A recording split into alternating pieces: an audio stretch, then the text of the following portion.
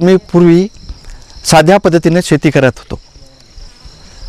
त्यानंतर माझ्या पाटील बायोटेकचं ऐकण्यात आलं, वाचण्यात आलं, म्हणून मी पहिल्यांदा परभणी येथे मोसंबीचा पाटील बायोटेकचा कार्यक्रम अटेंड केला।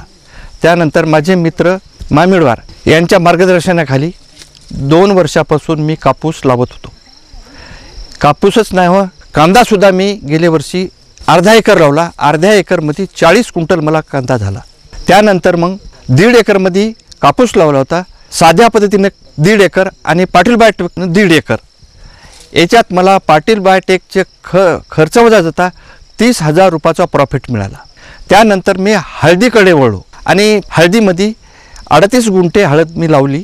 पाटील बायोटेकचं तंत्रज्ञान पूर्ण वापरलेलं आहे। 40 किलो ह्युमॅलजी, 10 किलो रिलीजर हे पूर्ण वापरलेलं आणि पाटील बायोटेकने जे डोस द्यायचे रासायनिक खताचे मी DAPचा अवलंब केलेला आहे आणि त्याप्रमाणे मी डोस केलेला आहे। आज रोजी माझी 2 ते 2.5 किलोचा गड्डा निघत आहे। पारंपरिक पद्धतीने मी हळद लावत होतो त्यावेळेस त्याच्या मुळ्यासुद्धा फार कमी प्रमाणात निघत होत्या, परंतु पाटील बायोटेकमुळे ह्युमॅलजी आणि कॅल्शियम नायट्रेट आणि रिलीजर हे वापरल्यामुळे मुळ्याची संख्या इतकी भरघस झालेली आहे। टाकलेलं आपण जे रासायनिक खत, माझ्याकडे गांडूळ खतसुद्धा आहे, ते सुद्धा टाकलेलं आहे। ते जर त्याच्यामुळं हे ह्युमॅलजी जास्त प्रमाणात कॅच करून जास्त मुळ्या वाढवलेल्या आहेत। ह्युमॅलजी पहिली शेंग फार छोटी व्हायची, पण आज रोजी जवळजवळ 5 इंच ते 6 इंचची शेंग झालेली आहे माझी, या पाटील बाग तंत्रज्ञानामुळे। पाटील बागचं तंत्रज्ञान मी जे घेतलेलं आहे गेल्या वर्षी 6,500 रुपये होतं आणि 6,500 हे वापरल्यामुळं मला आज जवळपास 1.5-2 किलोचा गड्डा झालेला आहे तयार। त्यामुळं मला हे तंत्रज्ञान चांगल्या प्रकारे उत्पन्न देणार आहे असं वाटलेलं आहे। यावर्षीसुद्धा मी 2 एकर पाटील बाय तंत्रज्ञानानुसारच हळद करणार आहे, कापूससुद्धा करणार आहोत। कारण पारंपरिकनुसार उत्पन्न कमी येते, आज आधुनिक पद्धती याच्यात तंत्रज्ञान हे फार पुढे गेलेले जग आहे, म्हणून पाटील बायोटेकचं ते तंत्रज्ञान जे आहे ते विकासाकडे वाटचाल करत आहे आणि ते काळाची गरज आहे वापरणं। इतर शेतकरीसुद्धा येत आहेत माझ्याकडं आणि पाहत आहेत। आम्हीसुद्धा पाटील बायोटेक तंत्रज्ञानानुसार यावर्षी राबू। पूर्वी हळद आपण नांगरामागे टाकत होतो, त्यात एकरी जवळपास 9 ते 10 क्विंटल बेणं लागायचे आणि 2.5 फुटावर असल्यामुळं आपल्याला वखरपाळीला वगैरे एखाद्या वेळेस ज्यावेळेस करताना कोंब वगैरे मोडायचे त्याचे हळदीचे।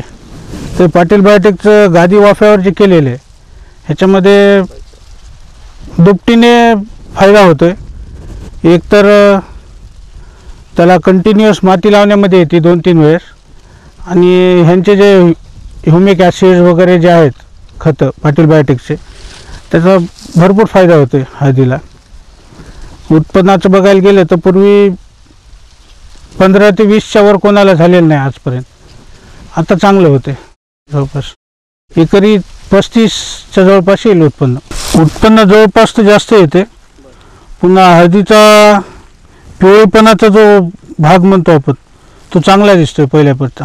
मुळा तर भरपूर आहे त्याला, पहिले कसं ते दाबून राहायचे जमिनीमध्ये त्याच्यामुळे जास्त उत्पन्न होत नव्हतं, तर मोकळं गादी वाफ्यावर असल्यामुळे उत्पन्नात 100% उत्पन्न डबल येते। जवळपास 2-2.25 एकर आहे, तर पुढच्या वेळेस मी नियर अबाउट 5 ते 6 एकर हळद घेतोय, म्हणजे पूर्ण हीच पद्धत पाटील बायोटेकची आणि जास्त खर्च नाही। फक्त एक आखरीला काढायच्या टाईमला थोडीफार मेहनत आहे, बाकी हळद एकदम चांगली उत्पन्न घेण्यासाठी। साधारणतः मी 4 वर्षापासून शेती करतो। पूर्वी पारंपरिक पद्धतीने शेती करत असत, नांगरामागे हळद टाकणे ही बेडची पद्धत मी सर्वप्रथम यावेळेसच वापरलेली आहे। माझं एकूण शेतीचं क्षेत्रफळ 20 एकर आहे, त्यामध्ये प्रामुख्याने मी 2 एकर हळद यावर्षी आहे माझी। प्रत्येक वर्षी पारंपरिक पद्धतीने शेती असल्यामुळे यावर्षी नवीन काहीतरी करणार म्हणून बेडवरली हळद घेतली। तर सर्वप्रथम पाटील बायोटेकचं तंत्रज्ञान मी यावर्षीच वापरत आहे हळदीसाठी। नरवाडे सरांचा कार्यक्रम मी परभणीला अटेंड केला, त्यापासून मी हे हळदीचे पीक आणि पाटील बायोटेकचं तंत्रज्ञान ह्या हळदीसाठी वापरत आहे। पूर्वी पारंपरिक पद्धतीच्या हळदीमध्ये तिला खताची मात्रा आहे ते मेंटेन नसल्यामुळे येणाऱ्या अडचणी आणि त्याच्यावर पाणी मुबलक नव्हतं आणि उत्पन्न कमी यायचं. आता याच्यामध्ये कसं आहे, पाटील बायोटेकनं खताच्या मात्रा वगैरे निश्चित करून दिल्यामुळे आणि वेळेच्या वेळेला नियोजनबद्ध कार्यक्रम केल्यामुळे मला यावेळेस हळदीचं पीक चांगल्या जोमाने येईल असं खात्री आहे मला. पारंपरिक हळदीमध्ये हे जे इन जी केली आहे ती एखादी 2 असायची. यावेळेस साधारणतः 7-8 याच्यापर्यंत इन आहे आणि शेंगांची लांबी पण पाटील बायोटेकमध्ये थोडी जास्त आहे. मुळाचे प्रमाण पण जास्त आहे पाटील बायोटेकच्या याच्यामध्ये. पारंपरिकमध्ये थोडी कमी असायची. पारंपरिक हळदीच्या याच्यामध्ये मला साधारणतः उत्पन्न खर्चाच्या याच्यात प्रमाणातच पडत गेलं समजा. यावेळेस हे उत्पन्न खर्चाच्या 3 पट 4 पटच्या वर होईल अशी मला खात्री आहे पाटील बायोटेकच्या याच्यात. पाटील बायोटेकचं तंत्रज्ञान हे उत्कृष्ट तंत्रज्ञान आहे, पण वेळेच्या वेळेला ड्रिंचिंग फवारणी वगैरे जे हे कंपनीने दिले त्या प्रमाणात झालं तर योग्य आहे. इतर शेतकऱ्यांना संदेश काय, त्यांनी पण हे पाहावं, प्लॉट प्रत्यक्ष पाहावा आणि याच्यातून प्रेरणा घ्यावी आणि प्रत्यक्ष आपण आजमावावी. मी माझ्या शेतामध्ये हळद हे पीक पूर्वीपासूनच घेत चाललो. पूर्वीची माझी 20ची रास येत गेली एकरी आणि तिथं गेल्या वर्षी आमच्याकडे 3 एकर असल्यामुळं हळद 1 एकरची ड्रिचिंग करून पाहिली. गेल्या वर्षीच मला 30चा उतार आलेला आहे. ड्रिचिंगमुळं अजून फायदा वाटल्यामुळं यंदा 1 एकरची किट घेतली त्यांच्याकडून. नंतर इथं आल्यावर क्षेत्र जास्त असल्यामुळं 1.25 एकरला टाकलेली आहे ती. तिथून ते 5x5चा बेड केलेला आहे. त्याच्यात जास्त अंतर असल्यामुळं थोडं कमी केलेलं आहे, 4.25वर केलेलं आहे. 5x5चा बेड करून समजा त्याच्यामध्ये 4.25वर लायटर आहे. त्या लायटरवर 2.5 फुटावर गुंडी आहे 8 लिटरची. त्याच्यामध्ये 9 ते 10 इंचावर बेनं हे लावून काढलेलं आहे. नंतर त्याचे जे ढोसेस होते हिमिक, कॅलनेट, रिलीजर 2-3 आळवणी होत्या. त्याच्यात आमची काय आळवणी झाली नाही, समजा 1 केलेली आहे. आणि हे खतं सुरुवातीला समजा रासायनिकमध्ये त्याचे ढोस पूर्ण टाकलेले आहेत. लावगण ही 14 जूनला केलेली आहे.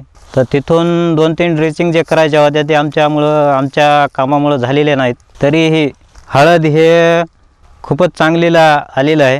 दरवर्षी हे जुनी पद्धत असल्यामुळं हे पूर्ण या जेठा याच्यातले वरचे खोंब वरी याचे, खाली एक बी यायचं नाही. आता या बेडमुळं आणि पाटील बायोटेक तंत्रज्ञानामुळं हे शेंगाची हे जास्त संख्या वाढली. या शेंगाची आणि मंड्याची सुद्धा आता याला जवळपास 5-6 मंडी आहेत. तर हे या हिसाबानं आमचे हळद 35चे जवळपास जायची शक्यता आहे. मी याच्यापुढे सर्व शेतकऱ्यांना आवर्जून सांगण्याचं धार्य करतो समजा. तर हे क्षेत्र समजा जास्त न करता 1 एकर तरी करून पाहण्याची अपेक्षा करावी. आता यावर्षी मी 3 ते 4 एकर क्षेत्र वाढवायचं याच्या पाटील बायोटेक या तंत्रावर वाढविणार आहोत.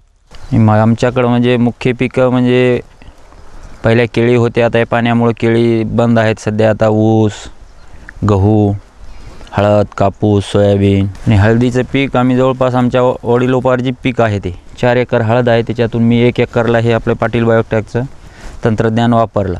जवळजवळ 17-18 वर्षापासून हळद टाकतो. पण पहिली आमच्या हळदीचं पीक असं होतं की सरी मारायची आणि त्या सरीमध्ये बंडा किंवा म्हणा शेंग असं 6-6 इंचावर लावायचं, सरी पद्धतीनं होती. पण आता हे जसं जसं युग बदलत चाललं आहे त्याप्रमाणे खतं खूप वापरून पाहिले त्याला इतर, पण त्याच्यानं काही थोडं 10-5% वाढत होतं. नंतर हे तुमचं पाटील बायोटेकचं आम्ही थोडं इकडं तिकडं चर्चा ऐकल्याच्या नंतर त्याचं तंत्रज्ञान वापरायचा विचार केला, म्हणजे मागच्या जूनमध्ये. मग त्या पद्धतीनं राऊत साहेबाची भेट घेऊन त्यांनी सगळं प्रोग्राम तयार करून दिला. बाबा सुरुवातीला जमिनीची कशी मशागत करायची, काय करायची, त्या पद्धतीनं आम्ही करीत राहिलो. आणि गादी वाफे पद्धतीनं आम्ही 2 एकर टाकली, पण त्याच्यातल्या 1 एकरलाच आपलं पाटील बायोटेकचं तंत्रज्ञान वापरायला सुरुवात केली. म्हणजे हळद लागवड करायच्या अगोदर खत मिश्रण केले. त्याच्यानंतर उगवण्याच्या नंतर जे आपल्या पाटील बायोटेकचे जे औषधी होते, ह्युमॉलजी, कॅलनेट, रिलीजर असे 3 होते. आणि याला हळदीला जवळपास आम्ही 5 ते 6 ड्रिचिंग केल्या दर म्हणजे 21 दिवसाला, किंवा जसं रोग आले तसे त्या पद्धतीनं अजून त्याचे औषधीचा वापर केला. त्याच्यामुळं आम्हाला आमची दुसरी एक हळद आहे तिच्या निच्या मुळामध्ये एवढा फरक आहे की हिच्या अजून बी काढायला आली तरी एवढे मुळाची वाढ झालेली आहे. आणि त्यांना थोड्या कमी आहेत 50%वर त्याच्या बी. ही या मेन शेंगाच्या साईडला जे खोंब येत होते त्या प्रकाराचे मूळ खोंब आम्हाला पहिले मिळत होते. पण आज एवढं हे झालं की याच्या पाटील बायोटॅकमुळं हळदीच्या पिकामध्ये दुप्पट फरक पडलेला आहे आमच्या. आम्हाला दरवर्षी एकरी 15 क्विंटलपर्यंत निघत होती वाळविल्याच्या नंतर. तर असा अंदाज यावर्षी आम्हाला 25-30 क्विंटलच्या वर जावं, कारण या क्वालिटीच्या यानुसार. अजून आमचं हळदीचं पीक काढायचं राहिलेलं आहे. जुन्या पद्धतीचं हे असं येत होतं बारीक बारीक खोंब, आता यानं एकदम म्हणजे याच्या 4 पट म्हणायला हरकत नाही वाढलेलं आहे.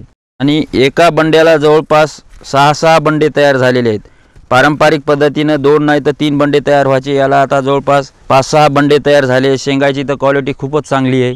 म्हणून आम्हाला तर 100% असं वाटतं की पूर्ण तंत्रज्ञान आता इथून जेवढं काही आम्ही हळद टाकतील ते पाटील बायोटॅकच्या पद्धतीनंच करावं. आमच्या याच्यावर जवळपास लागवडीच्या म्हणजे हे मागच्या 2 महिन्यापूर्वी करपा रोग आला होता हळदीवर. पारंपरिक पद्धतीनं हळद केली त्याच्यावर आला होता. पाटील बायोटॅकवर बी थोड्या प्रमाणात आला होता, पण त्यांनी आम्हाला त्याच्या तंत्रज्ञानाप्रमाणे ड्रिंचिंग करायला सांगितली. त्याच्यामुळं त्या पद्धती जुन्या पद्धतीपेक्षा याचा लवकरात लवकर इफेक्ट म्हणजे दिसून आला. आणि दुसरी एक गोष्ट महत्त्वाची सांगायची म्हणजे पाटील बायोटॅकची जी हळद आहे आमची, त्याला त्या मुळाला जुन्या पद्धतीला मुळाला उमणी जे म्हणतो आळी बंडे नासत होते, पण हिचा एकही बंडा नासलेला नाही. त्याच्यामुळं हे 100% तंत्रज्ञान पाटील बायोटॅकचं वापरलं तर शेतकऱ्याला जुन्या पद्धतीपेक्षा दाम दुप्पट योजना जसं म्हणतो तसं उत्पन्नात बी मिळायला काही अडचण नाही. त्याच्यामुळं आम्ही तर इथून पुढं पाटील बायोटॅक या तंत्रज्ञानाचाच वापर करून हळदीची लागवड इथून पुढं करणार आहे.